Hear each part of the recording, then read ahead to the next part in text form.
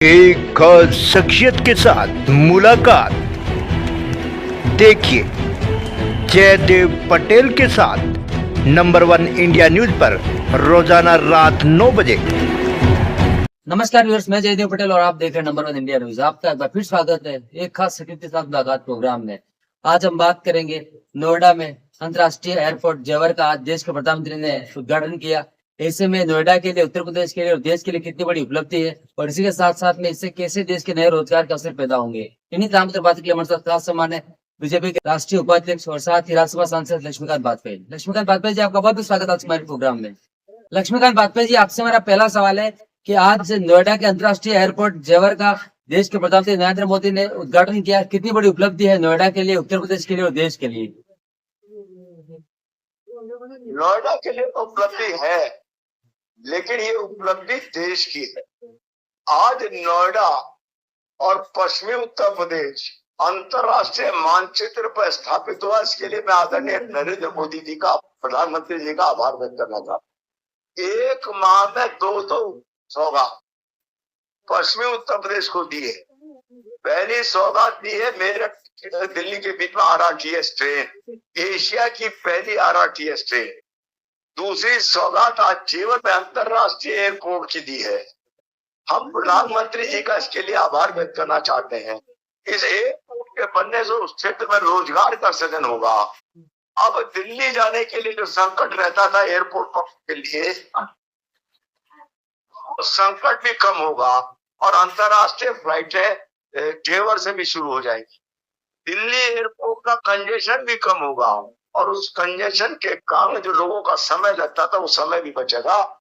कुल मिलाकर इस अंतरराष्ट्रीय एयरपोर्ट को देकर उत्तर प्रदेश से पर्यटन में बढ़ावा मिलेगा, उत्तर प्रदेश में रोजगार बढ़ेंगे और विशेष तौर से पश्चिमी उत्तर प्रदेश में। और पश्चिमी उत्तर प्रदेश को आदरणीय प्रधानमंत्री जी ने दो सौगात दिए एक महीने के भीतर, RRTS और अंतरराष्ट्रीय एयरपोर्ट। और मुझे भरोसा है कि अगले एक महीने में तीसरी सौगात भी पश्चिमी उत्तर प्रदेश और उत्तराखंड को मिलाकर आदरणीय प्रधानमंत्री जी के द्वारा मिलने वाली। जी, लक्ष्मीकांत वाजपेयी जी, अगर हम बात करते हैं तो आज जिस प्रकार से जेवर इंटरनेशनल एयरपोर्ट की सौगात जो आज देश के प्रधानमंत्री ने आज उत्तर प्रदेश और नोएडा को दी, ऐसे में इससे कनेक्टिविटी के साथ साथ में रोजगार के कैसे नए अवसर पैदा होंगे, ऐसा आपको लगता है? कनेक्टिविटी के साथ साथ रोजगार के अवसर जी। और अगर मैं रोजगार की सबसे नीची बात, पायदान की बात करूं तो वो पायदान है 3 व्हीलर ई रिक्शा।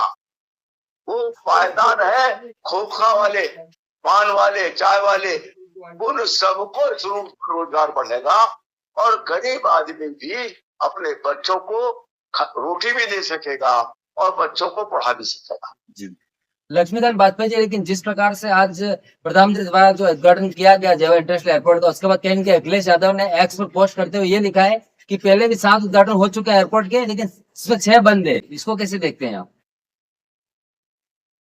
देखिए अखिलेश यादव जी अगर ये बात कह रहे हैं तो मैं उन्हें सलाह देना चाहता हूँ। वैसे तो वो अब संभव नहीं है, वो कभी सत्ता में नहीं आएंगे, लेकिन सलाह देना चाहता हूँ।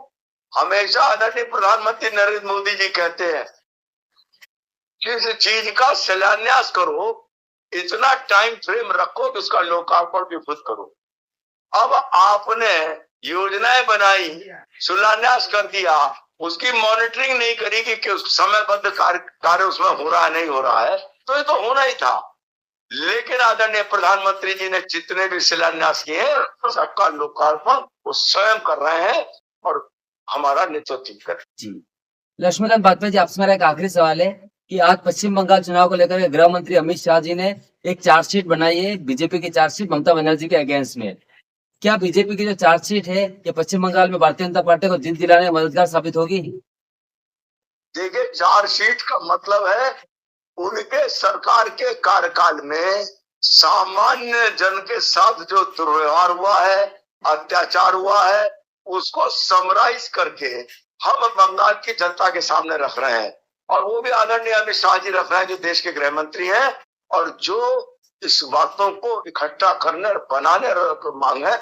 लेकिन हम इस चार्जशीट देने के पीछे कारण है, सरकार में आएंगे तो जिनों का ये अन्याय है उनके खिलाफ कार्रवाई भी होगी और जनता को न्याय भी मिलेगा। लक्ष्मीकांत वाजपेयी जी, आपने हमारे लिए समय निकाला, उसके लिए आपका बहुत बहुत धन्यवाद। धन्यवाद।